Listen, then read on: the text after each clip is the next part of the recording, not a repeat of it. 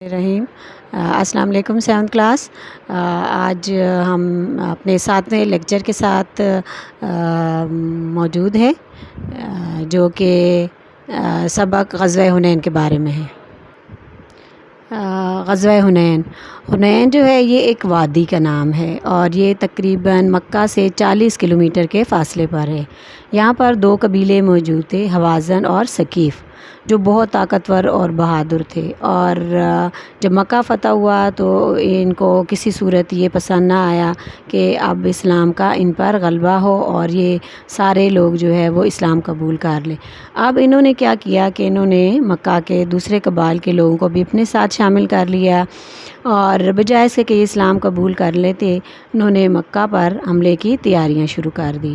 اور جو حوازن قبیلے کا سردار تھا مالک بن عوف، اس نے تمام قبیلوں کے جانوروں کو، بچوں کو اور خواتین کو اور جتنا بھی کھانے پینے کا سامان تھا وہ لے کر میدان جنگ میں آ گئے، تاکہ ان تمام قبائل کے جو جنگجو ہے وہ اور مردانگی سے لڑے، اور تمام قبیلے جو تھے یہ وادی اوتاس میں جو ہے خیمہ زن ہوئے، یعنی انہوں نے اپنے خیمے وہاں پہ لگا دی۔ یہ جو اوتاس کی وادی ہے یہ بھی حنین کے قریب ہی واقع ہے۔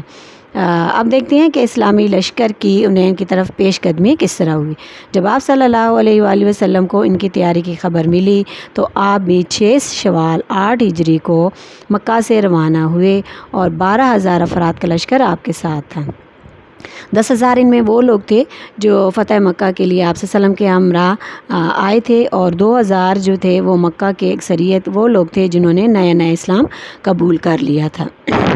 ان میں سے بعض لوگوں نے جب لشکر کی کثرت دیکھی تو کہا کہ آج تو ہم ضرور فتح حاصل کریں گے، یعنی انہوں نے تھوڑا سا غرور اور تکبر کیا۔ یہ بات آپ صلی اللہ علیہ وسلم کو بالکل بھی پسند نہ آئی۔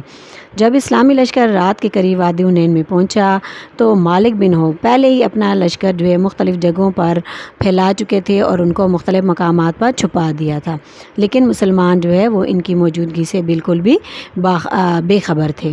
وہ آگے بڑھتے گئے تو بنو حوازن کے جنگجوؤں نے اچانک مسلمانوں پر تیروں سے بارش کر دی، اور اس اچانک حملے سے مسلمان جو ہے وہ بہت خوفزدہ ہوئے، اور ان میں ایسی بھگدڑ مچ گئی کہ کسی کی طرف کوئی دھیان نہیں رہا، ہر طرف افراتفری پھیل گئی، اور تقریباً 10 آدمی جو ہے وہ آپ صلی اللہ علیہ وسلم کے قریب رہ گئے۔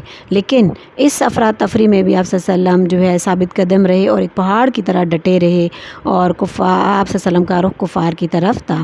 آپ صلی اللہ علیہ وسلم آگے بڑھتے ہوئے فرما رہے تھے، میں نبی ہوں، یہ جھوٹ نہیں، میں عبد المطلب کا بیٹا ہوں۔ پھر آپ صلی اللہ علیہ وسلم نے اپنے چچا حضرت عباس کو حکم دیا کہ وہ صحابہ کو بلائیں۔ حضرت عباس رضی اللہ تعالیٰ عنہ کی آواز بہت اونچی تھی، انہوں نے آواز دی، اے بیت رضوان والو کہاں ہو؟ یہ آواز سن کر تمام مسلمان واپس آئے اور لڑائی شروع ہو گئی۔ پھر آپ صلی اللہ علیہ وسلم نے مٹھی بھر مٹی لے کر دشمن کی طرف پھینکی، اور یہ مٹی جو ہے وہ اس طرح دشمن کے لشکر میں پھیل گئی، اڑ گئی، کہ جس سے ان کی سب کی آنکھیں بھر گئی، اور اس طرح مسلمان دشمنوں کی جو قوت تھی وہ ٹوٹ گئی۔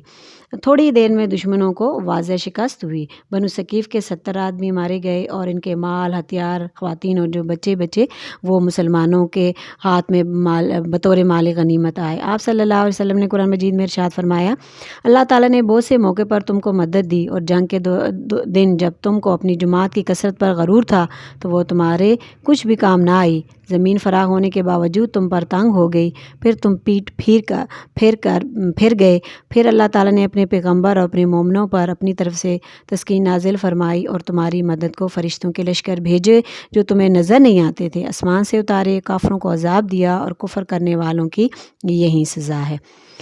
اس غزوہ حنین سے ہمیں یہ سبق ملتا ہے کہ ہمیں کبھی بھی اپنی ظاہری اسباب اور مال و دولت اور طاقت پر غرور نہیں کرنا چاہیے، ہر حال میں اللہ تعالیٰ سے مدد مانگنی چاہیے، اور شجاعت، بہادری اور اپنی ہمت اور حوصلے کے ساتھ میدان میں اترنا چاہیے۔ ہر حالت میں صرف اللہ تعالیٰ کی ذات پر مکمل توکل اور بھروسہ کرنا چاہیے۔ یہاں ہمارا سبق ختم ہوا۔ شکریہ۔